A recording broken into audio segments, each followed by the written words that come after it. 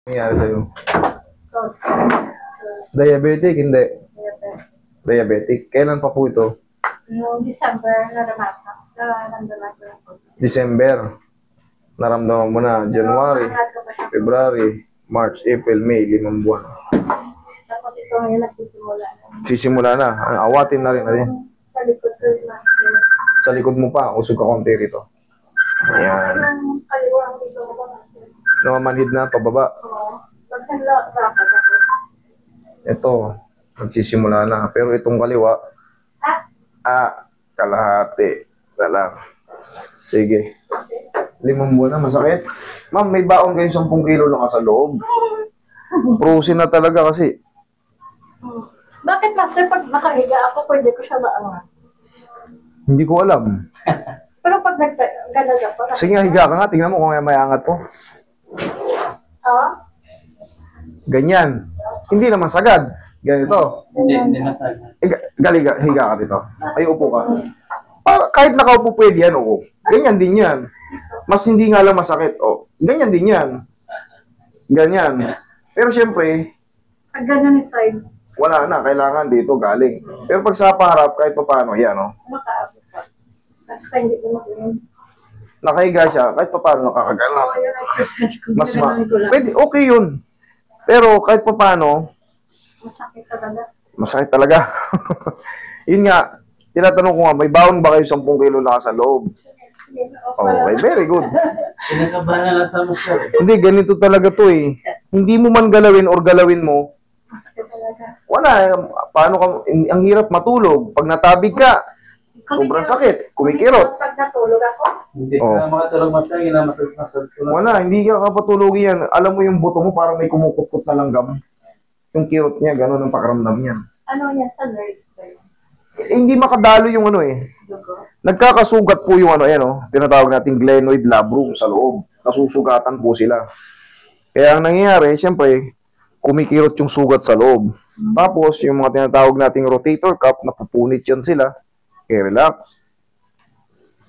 Nagiging unhealthy na yung mga pyesa dyan sa ano. Talaga po. Katulad ito, isa na to, nagsisimula na rin. Oo. Awatin na natin. Kasi sa susunod na mga linggo, magugulat ka. Ba, ayaw na rin may taas. Dati mga ganon yung pamay master ngayon din. Yun na nga eh. Dati, Talaga na gano'n. Ang dalas ito, hindi na talaga. sige. Ganun talaga ang naka-frozen eh. Pero kalagin natin. Diabetic pa talaga, kasi sugar ang Sabi po ng doktor, yung may mga frozen shoulder at mga diabetic, mas prone kayo. Kumbaga 90% bibisitahin nila kayo ng frozen shoulder. Bakit? Alam mo ang diabetic, mas malagkit ang dugo nyo. Ngayon, siyempre, namamanid-manid na kayo. Tsaka pag nagkakaroon ng sugat ang diabetic, ano nangyayari? Ang tagal gumaling, di ba? Ngayon, may sugat yung glenoid labrum mo. Sa tingin ko lang ha, kasi nakapakat na eh. parang sugar. Kaya ang tagal lalong gumaling. Mas agresibo siyang lalong mamaga ng mamaga ng mamaga. Tsaka pagka, yun nga, diabetic tayo, pangkaraniwan ay namamanid-manid. Ngayon, iniipit pa natin yan kasi akala natin okay lang. Oh, wait lang. Relax lang. Kuwatin na natin itong, huwag kayo yumuko, angat yung, yan. Oh.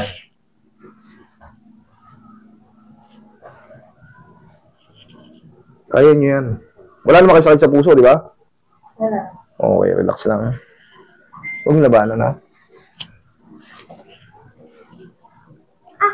Sige, isa pa. Relax lang. Huwag yung labanan.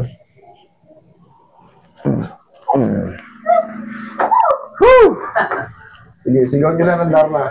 Ouch! Okay. Sabi nga ni master, Kaya? wala ka lang. Dapa. Init ba? Dapa. Dapa. Kaya niya yan. Hindi ko na binaliktad. Mukha namang ano to si Mom. Malakas ang loob.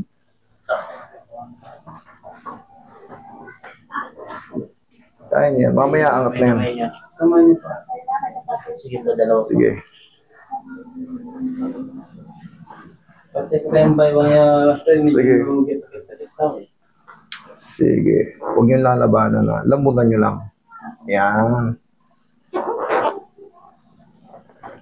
Isa pa.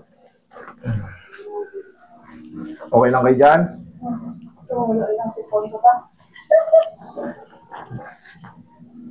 Sa tagal ko na nagsusubaybay sa'yo, Master, nakapunta talaga ako dito ba? Taga saan po kayo? Diyan sa mga ano, 7-7. si dito.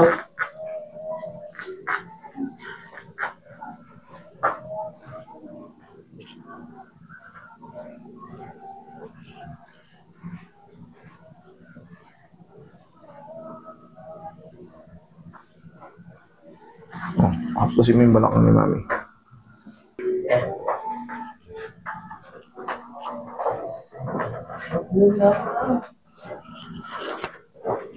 Nagulas ako nagturo si Ponto. Kasubihin mo lang. Okay po. Station po. Yan, lagi sa dyan yung kamay.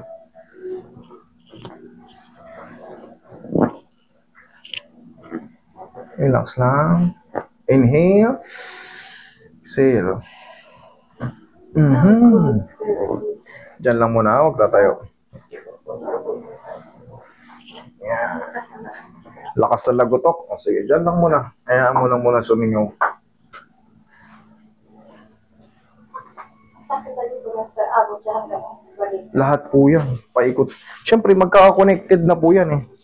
Once na may namamaga rito sa joint natin, kasi siyempre, hindi naman tayo naglalakad ng paganito yun. Yung nakakipot lang yung kilikili. Palagi tayo, kahit sa paglalakad lang. Siyempre, yung mga muscle dito, sa infraspinatus, naiinat. Siyempre, isa nakakapit yan dito sa sa tinatawag nating yung tinatawag nating tendons. Dito naka-connection yan sa sa junction. Pagkalat, mas mahapdi. Mahapdi na masakit. Ganun po talaga. Higa kang patagilid pa. Sandali. Ate niya side. Dito. Mamaya, kayang-kaya nyo yan. O, tingnan mo. O. Diba? Mas bearable na. Kabilang side. Pwede nyo nang ipitin.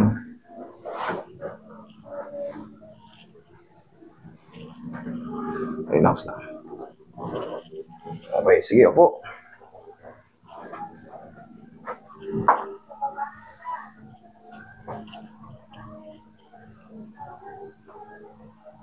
Last na to.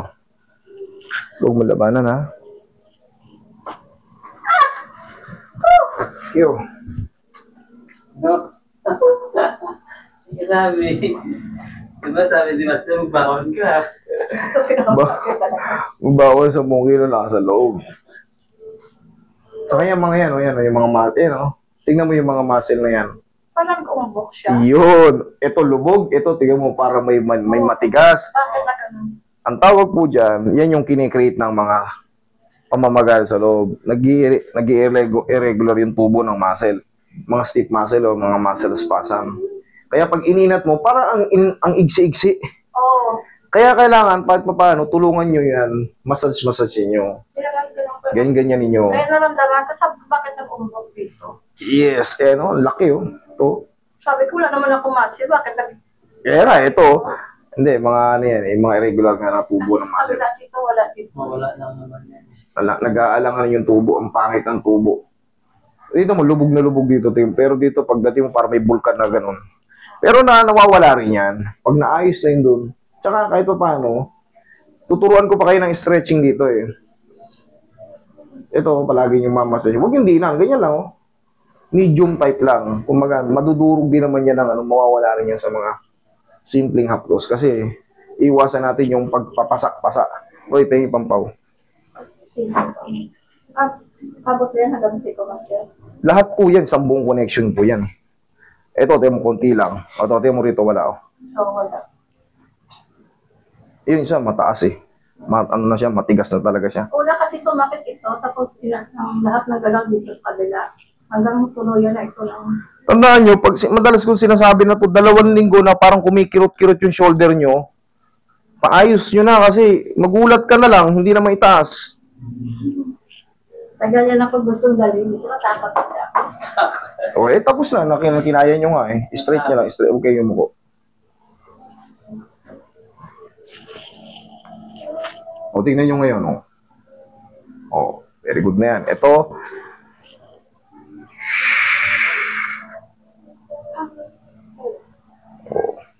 Kanina ayaw nung ganito.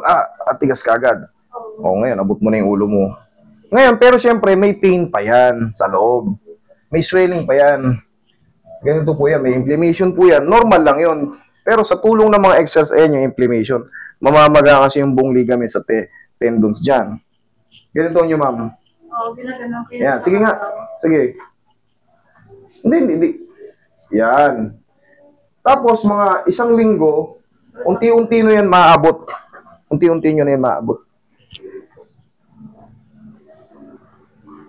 1, 2, 3. Okay? Kaya pa? Okay. Yan. Yan. Yan. Konti. Yan. 1, 2, 3. Okay? Bandahan. Dandahan lang. Tapos ang bilang 1, 2, 3 lang. Steady siya, gano'n. 1, 2, 3. Parang ganito. Di ba nakakapit ka sa grills nyo? Ayan o.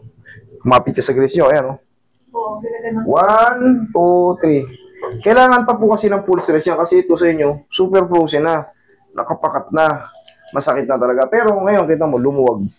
Tapos, hayaan nyo lang muna na may pain pa rito ng konti kasi unti-unti yan maghihilom. Okay? Yung sugat kasi rin sa loob. Tsaka yan, kahit matabig na ngayon yan, ng malakas-lakas, kumbaga mas bearable nyo na. Hindi katulad kanina, konting tabig, sakit-sakit kagad. Okay? Sige po, thank you.